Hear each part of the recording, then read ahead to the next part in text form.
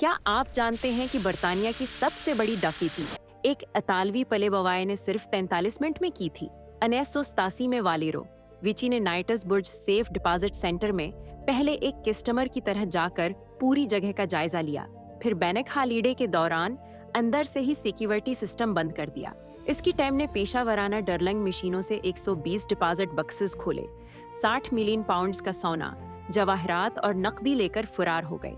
लेकिन विची का महलक गलती ये थी कि वो हफ्तों बाद वापस आया। क्यों? सिर्फ अपना एक फंगर परंत हटाने के लिए। यही गुरूर उसकी तबाही बना। पुलिस ने उसे पकड़ लिया और उम्र कैद की सजा दी। आज तक ज्यादातर माल बरामद नहीं हुआ।